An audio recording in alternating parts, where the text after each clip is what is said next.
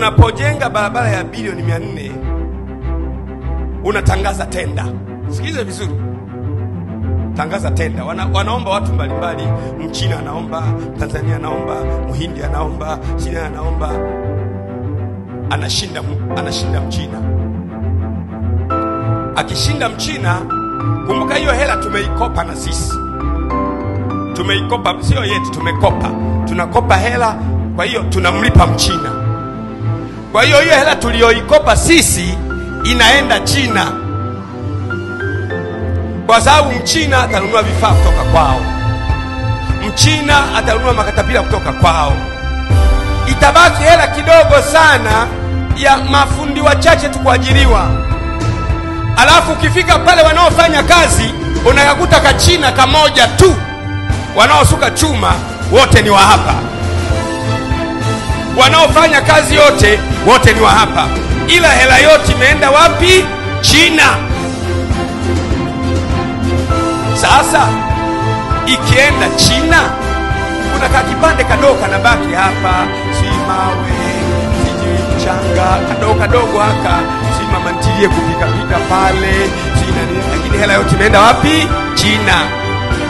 Lakini deni tunalipa kina nani? Sisi. Na Mchina hajengagi jengo. Mchina ndiye mwana amejenga jengo, ni yule amejenga jimboni kwangu Mikocheni pale Palm Tree. Ila Mchina hajengagi. Mchina na Muhindi hawajengagi. Sasa lakini kuonyeshe kinyume chake sasa. Hiyo tenda angekuwa ameshinda Mtanzania, kampuni ya Tanzania. Angekuwa ameshinda Mtanzania.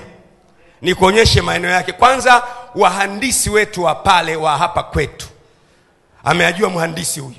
Mhandisi akilipwa vizuri hiyo hela, naye anapeleka kwenye familia yake, analipa ada ya shule, shule inapata hela, inaenda hela inazunguka humu ndani.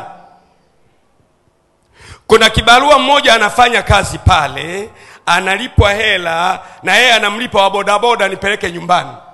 Wa bodaboda naye anampeleka mtu nyumbani, lakini hela hiyo akifika bodaboda anamlipa, wa bodaboda anaenda kwa mama ntilie kula chakula. Hela hiyo anakula pale. Huyu mama ntilie anayekula chakula naye atoka pale na shilingi 50,000 anakwenda kununua chumvi kwenye kaduka. Chumvi nao wanapata hela. Huyu anakwenda kununua mafuta ya taa, hela inazunguka mle ndani. Lakini kisingizio kinakuagaje? Unajua bwana, makampuni yetu ya Kitanzania ni wavivu sana. Tunawasomesha wa nini? Tunakusomesha wa nini? Ningekuwa mimi nakupa kazi, ukishindwa unafungwa. Watafungwa 6, 7, 8, wa 9 atajenga barabara itanyoka. Kabisa, atajenga barabara imenyoka. Wa kila jela 2, 3, 4, 5. Tunakusomesha wa nini? Ina maana vio vyetu vya nini? Utaona hiyo kwenye madini, utaona hiyo kwenye uvuvi, utaona hiyo kwenye kila sehemu. Lakini sio kwamba ni kosa la mtu, ni mtazamo wetu sisi wa Afrika. Hatuwezi kuamini wa Afrika wenzetu. Yaani Mwafrika kumwamini Mwafrika mwenzake akimwangalia